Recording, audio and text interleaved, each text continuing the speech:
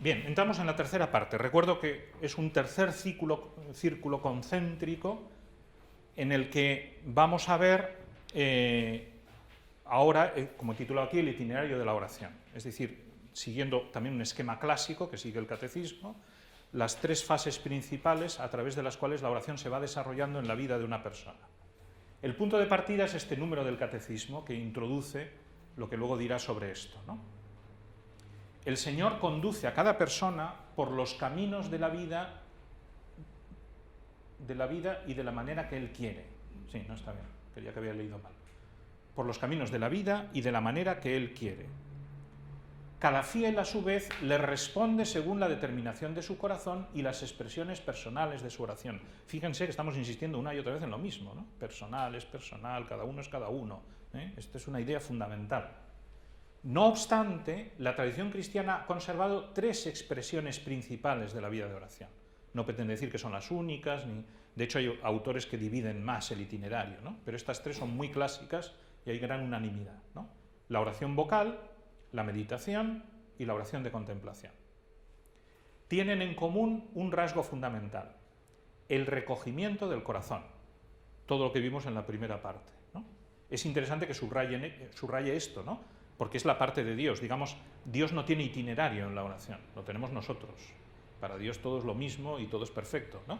Entonces, por eso la actitud de escucha es fundamental, porque el interlocutor siempre es el mismo.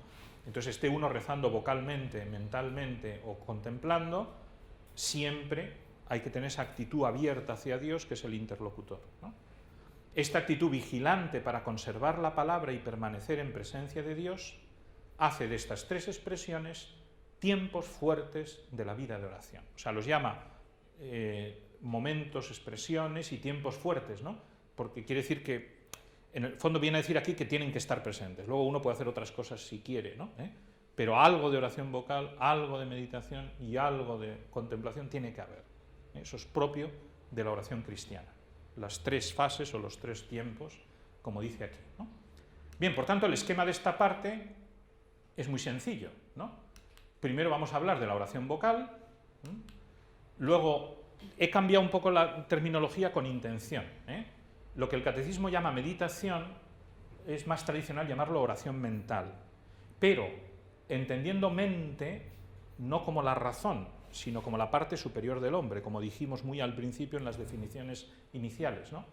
Por eso subrayo algo que ya hemos dicho, que no es meditación solo en el sentido intelectual, sino que también es afectos, ¿no? O sea, tiene esos dos componentes. De hecho, hay algunos autores que separan oración mental de oración afectiva, o meditación de oración afectiva, lo ponen como dos fases, ¿no? Pero a mí eso no me convence, porque me parece que tienen que ir unidas las dos, ¿no?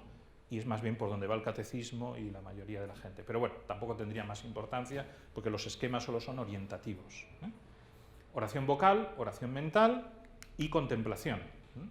Oración contemplativa o mística. Añado el término mística, ya explicaré por qué, porque es tradicional y ayuda mejor a entender, ¿no? Hay que unir las dos cosas, ¿no? Sobre esta parte he dejado ya ahí una copia del artículo que escribí yo, que se llama Mística, que es en el que me voy a apoyar mañana, cuando lleguemos aquí, para que lo podáis leer o trabajar en otro momento. Y luego al final, si nos da tiempo, espero que sí, dedicaremos un poquito a la relación de la oración con la vida, aunque he ido diciendo cosas, y alguna más saldrá, pero es como un tema de corolario, de conclusión, ¿no? Cómo se relaciona, cómo afecta la oración a la vida y a la inversa. Bien, el primer tema es sencillo, aunque diremos alguna cosa interesante. Este es el tema fuerte, ¿no? Teológicamente y más difícil, ¿no? Bien, aquí colocaré también un pequeño apartado que antes he anunciado sobre dificultades en la oración, que suele afectar más a esta fase, ¿no? Por eso se suele colocar ahí, pero bueno, son dificultades en general sobre la oración. Bueno, vamos con lo primero, oración vocal.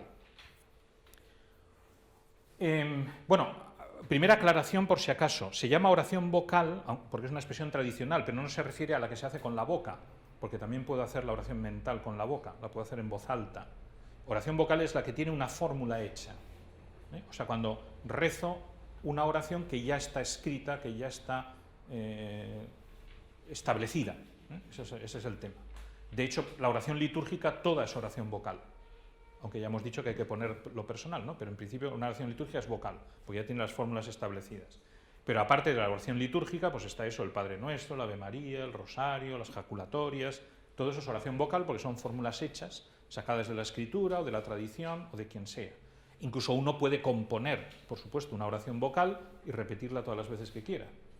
Es personal porque la he compuesto yo, pero en la medida en que repito lo mismo, ya pasa a ser oración vocal, ¿no? Eso es lo que se entiende habitualmente por oración vocal. Lo primero que hay que decir es que la oración vocal hay que vivirla, es necesaria. Y el ejemplo es el mismo Jesús, que a pesar de su intimidad profundísima y misteriosa con Dios, rezaba los salmos, rezaba el Padre Nuestro, se iba a la sinagoga, etcétera, etcétera. Esto lo digo porque quizá no es la tentación, por lo menos yo no la tengo desde luego, pero alguien que se considere que está en las alturas de la mística y diga, no, ¿para qué voy a rezar el rosario si estoy en contemplación todo el día, ¿no?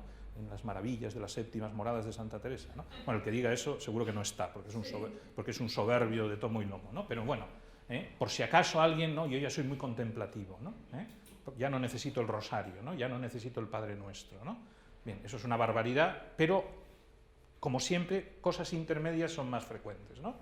¿Esto para qué? ¿Esta oración para qué? No, pues la oración vocal es muy necesaria y ninguno de estos grandes maestros dice que se deje, aunque se vaya avanzando en la oración, siempre está presente. También por algo que veremos ahora, de dónde puede llegar la oración vocal. ¿Cómo rezar la oración vocal? Aquí voy a subrayar dos ideas, que están bastante relacionadas, por otra parte, apoyándome de nuevo en los santos.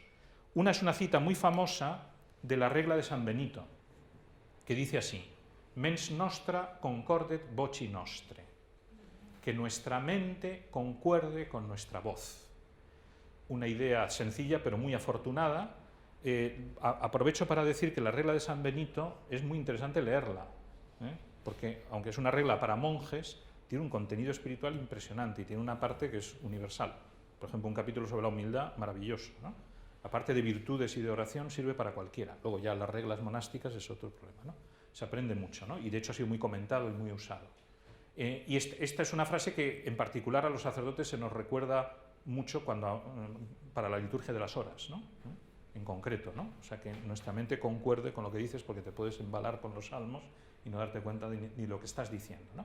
Es un criterio clarísimo, ¿no? Luego no es tan fácil de vivir en la práctica, pero clarísimo, es decir, que me dé cuenta de lo que estoy rezando, O sea, que mi mente concuerde, que mi corazón diga lo que digo, que haya una concordancia, que no sea, por tanto, repetir una fórmula, que ese es el peligro, el gran peligro de la oración vocal. Ya me la sé, la repito, y ya está. Perdón por un ejemplo personal, pero a mí me ayudó mucho en esto. Yo me aprendí las letanías del rosario en latín oyéndoselas a mi padre de pequeño, ¿no? Que las rezábamos muchas veces en familia, yo le oía, entonces me las aprendí de carrerilla, ¿no? Y entonces, de tal forma que si me equivocaba tenía que volver a empezar, porque no, pues me las sabía de carrerilla, ¿no? Entonces cuando me di cuenta de eso, no sé, tendría 16, 17 años, no me acuerdo, en un momento de esos me di cuenta y dije, esto no puede ser, ¿no? Y entonces me las volví a aprender, aunque ahora siempre las rezo leyendo porque ya no me acuerdo fácilmente, pero me las volví a aprender, pero con lógica, ¿no? O sea, dándome cuenta de lo que dices en cada jaculatoria, que primero van las mater, luego las virgo, al final las regina, ¿no? O sea, con la lógica que tiene, porque tienen una lógica, ¿no? Y por qué esta está antes de esta otra, ¿no? Bien, bueno, es un ejemplo de esto, ¿no? O sea, que uno se puede aprender de carrerilla, ahí se me nota la vena matemática, ¿no? Sí, pues los matemáticos no usamos la memoria, prácticamente nada. Yo hacía todos los exámenes con libros, todos. Nos podíamos llevar lo que quisiéramos, ¿no? 10 horas de examen, eso sí, pero sí, todos los libros, podíamos preguntar a quien quisiéramos incluso, porque cada examen era un problema distinto y nadie te podía ayudar, ¿no? O sea, de memoria nunca, no tengo práctica de memoria, me he olvidado de cómo se memoriza. Con la teología me costó luego, claro, porque no había cosas que había que memorizar. Bueno, pues eso, no es problema de memoria y de sabérmelo, sino de poner el corazón.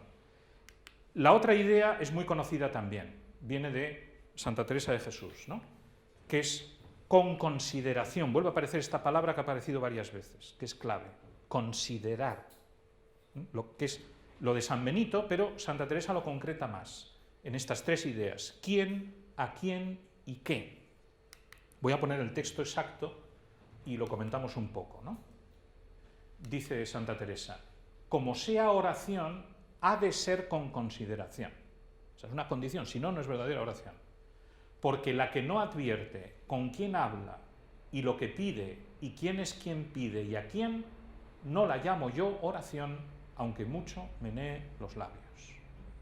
Está hablando sobre todo de la oración vocal, como se ve, pero esto se aplica a todo. Claro. Bueno, es que la mental ni siquiera se puede considerar mental si no hay consideración. San José María, quizás recuerdan, cita esta idea de Santa Teresa expresamente en Camino. Despacio, ojo a este añadido, despacio. A mí a veces me han criticado por eso también lo digo, y estoy siendo muy sincero en estas clases, ¿no? Recuerdo que una vez dije en una meditación que si rezábamos el rosario, como dice Juan Pablo II en la Rosarium Virginis Mariae, debía tardar entre 35 y 40 minutos. Y se me echaron encima todos, pero qué bruto, qué dices, qué barbaridad. Bueno, leeros la Rosarium Virginis Mariae.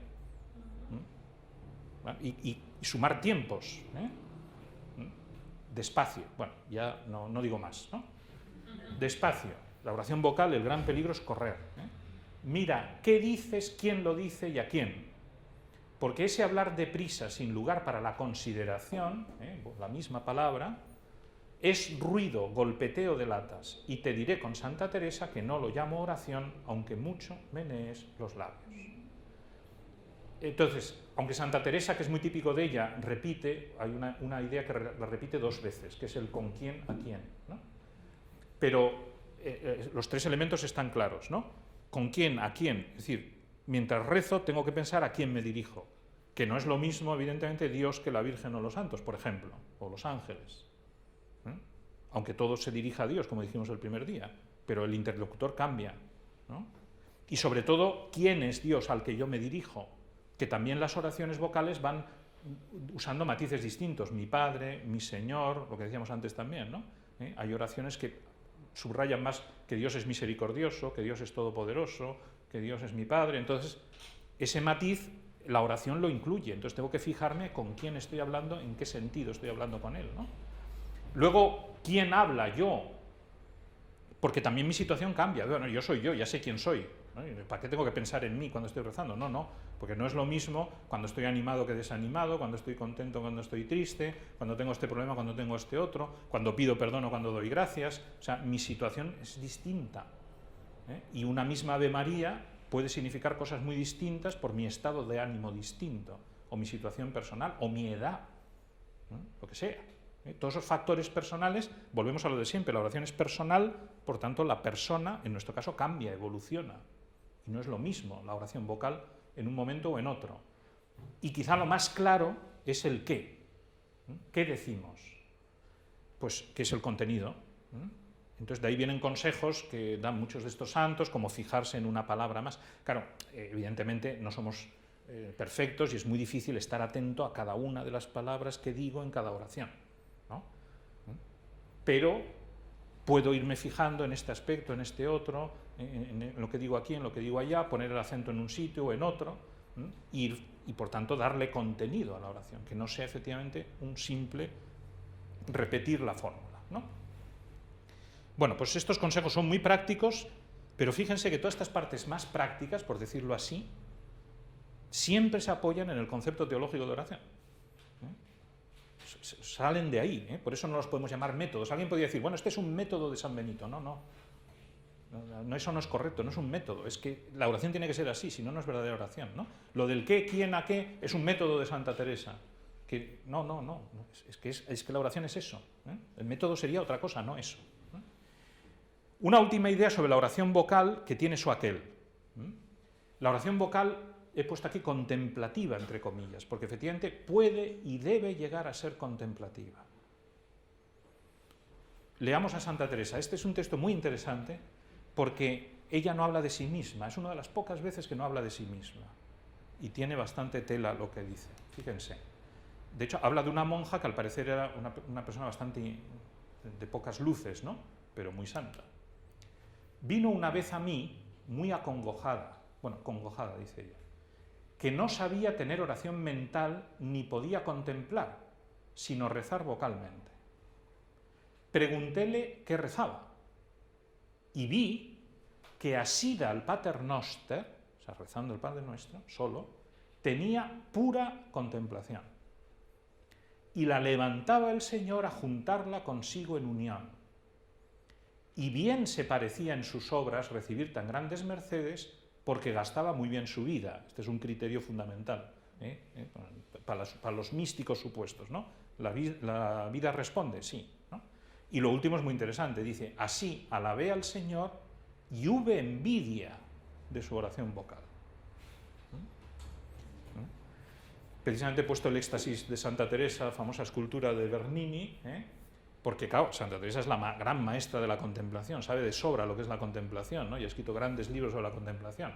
Entonces ella se da cuenta de que tiene delante un alma contemplativa, aunque esa otra, humilde y sencilla, y dice, pues no sé, yo no sé ni oración mental ni contemplación, solo sé rezar el Padre Nuestro. Claro, aquí también se ve la dirección de almas de Santa Teresa, la capacidad que tiene de detectar con lo que la otra le cuenta que es contemplativa, ¿no? Pero bueno, no es tan difícil, yo puedo dar fe de que me he dado cuenta de mucha gente, no lo digo, porque no es bueno decir, no, eres contemplativa, ¿no? Pero te das cuenta y dices, caray, esta persona, ¿no?, tiene mucha vida interior, ¿no? Porque efectivamente, aunque parezca que no, como luego veremos lo que es la contemplación, ahí está, ¿no? En definitiva, ¿por qué traigo a colación esto? Porque esto no es un caso aislado.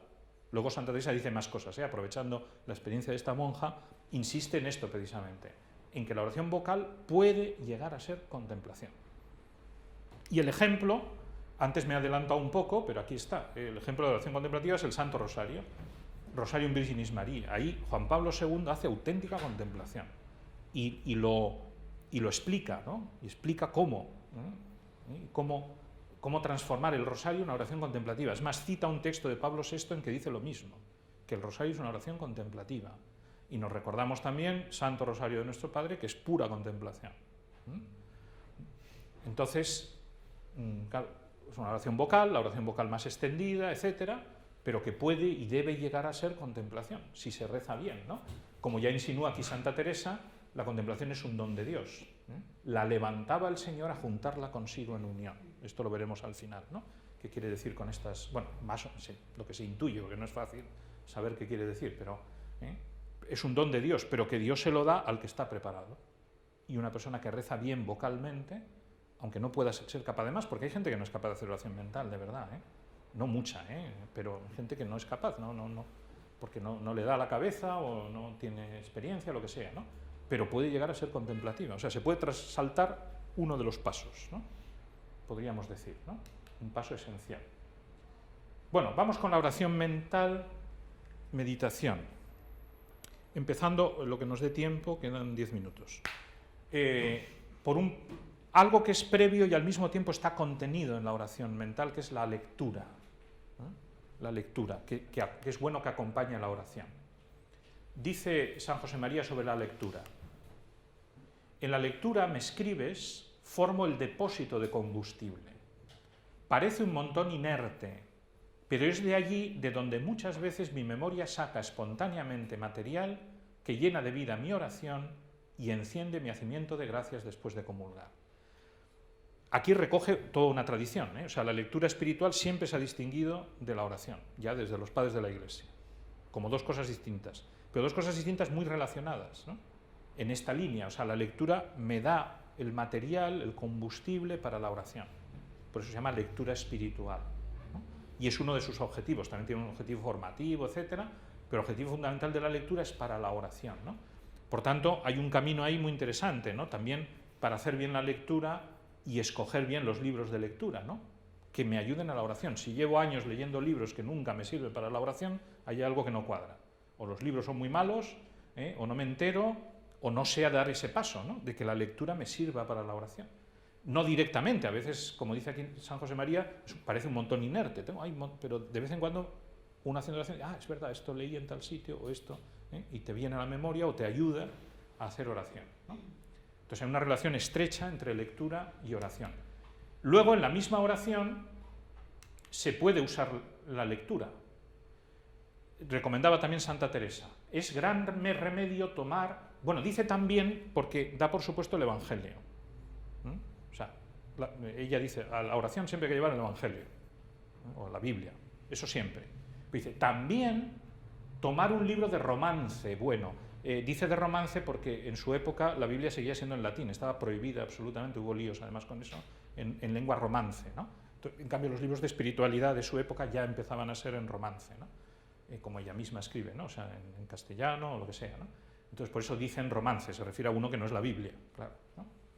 Aun para recoger el pensamiento, va dando varios consejos, o sea, para el recogimiento ayuda el libro, para venir a rezar bien vocalmente, para darme cuenta, eso, leer lo que estoy rezando y darme cuenta de lo que rezo, eso es bueno, ¿no?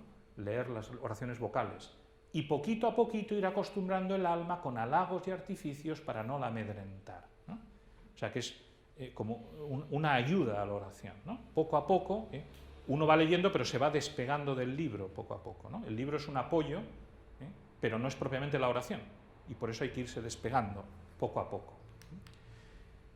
Y luego, San José María también da otra recomendación que es complementaria, que tiene que ver con esto. No sabes qué decir al Señor en la oración, no te acuerdas de nada, y sin embargo querrías consultarle muchas cosas. Mira, toma algunas notas durante el día de las cuestiones que deseas considerar en la presencia de Dios y ve con esa nota luego a orar. Claro, y estas dos ideas las resumo diciendo que hay que rezar con dos manos, ¿no? El Evangelio, libro de lectura espiritual, lo que sea, y yo.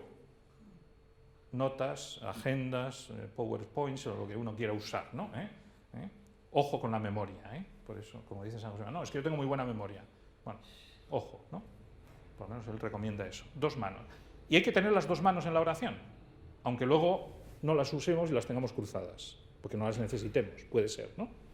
Pero tenerlas por si acaso.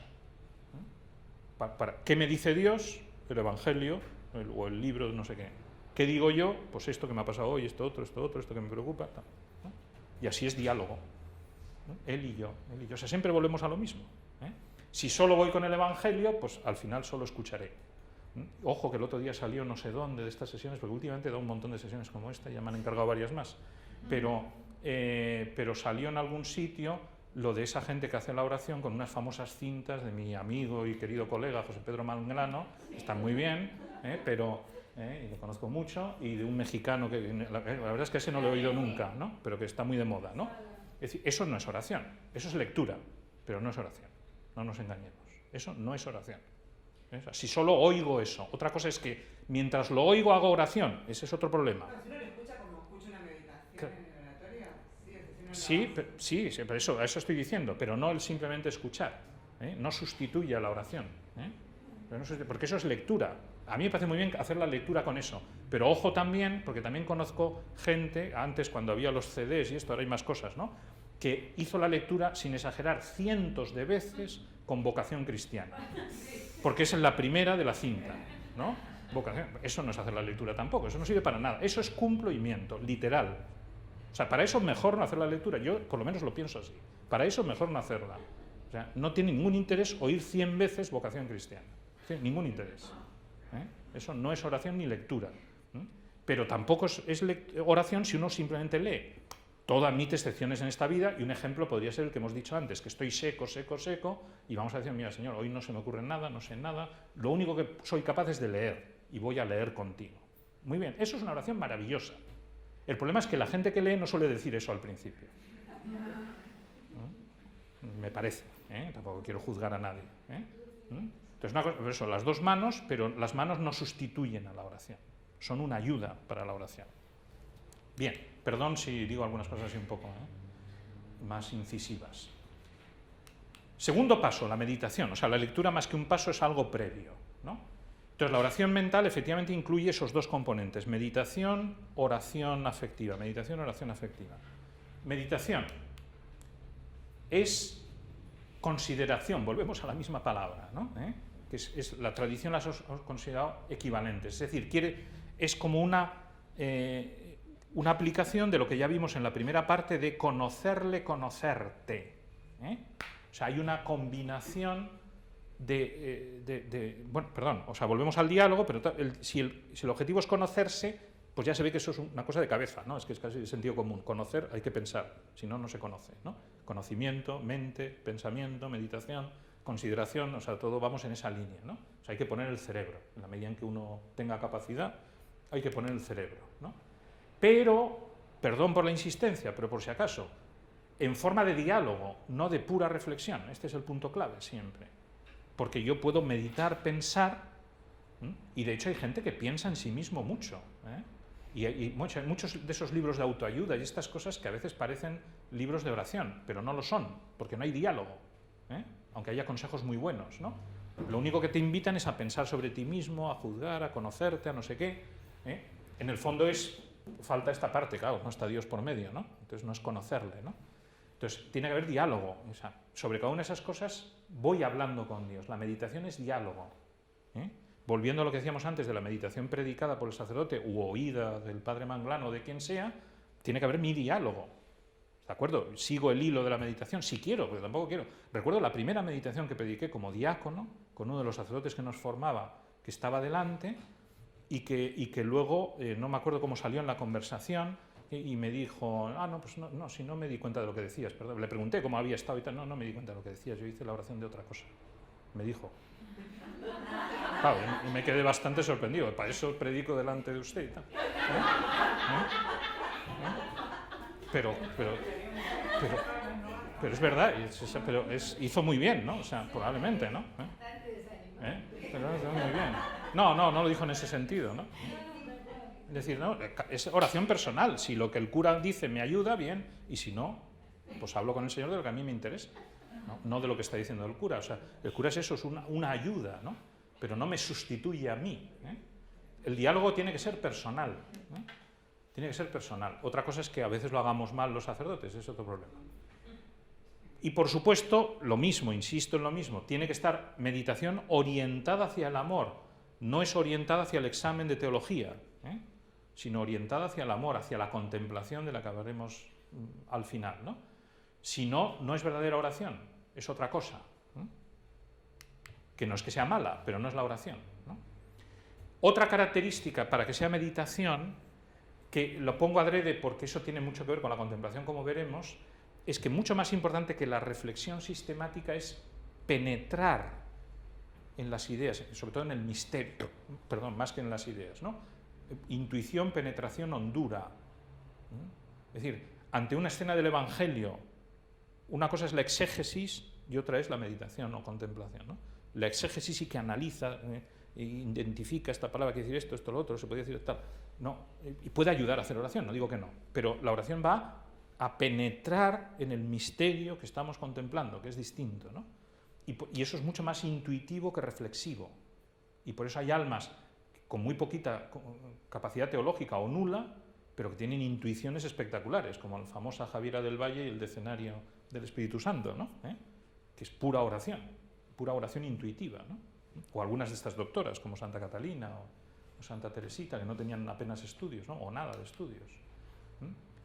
Y finalmente, y acabamos con esto hoy, la meditación conduce siempre a la aplicación práctica, o mejor dicho, lo he dicho en dos fases, ¿no? Personalizar y aplicar, que es que no sea anónima, claro, porque el peligro de esta parte de la oración, la reflexiva, la meditativa, es que puede ser igual para muchos, claro, ¿no? Porque las mismas ideas las tenemos todos, o en una meditación predicada se dice lo mismo a todos y todos oímos lo mismo.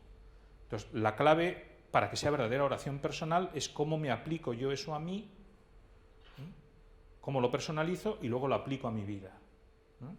Dicho de otra forma, hay que implicarse y comprometerse personalmente, si no, no es oración personal. Es una reflexión, que puede ser muy interesante, muy sugerente, pero no es verdadera oración. Si no hay personalización, no es verdadera oración. Bien, aunque tampoco hay que obsesionarse con el tema de los propósitos, que esto es otra cosa que he visto yo con mucha frecuencia. Es que no he sacado ningún propósito en la oración, ni falta que hace. No es necesario que toda oración acabe en un propósito. Todo examen en un propósito, sí. Esa es la diferencia entre examen y oración. Pero la oración no necesita acabar en un propósito, porque a lo mejor el tema de mi oración ese día era dar gracias, o era una preocupación que tenía, o encomendar un asunto. No es obligatorio sacar un propósito de la oración, pero sí personalizar, que es distinto, implicarse.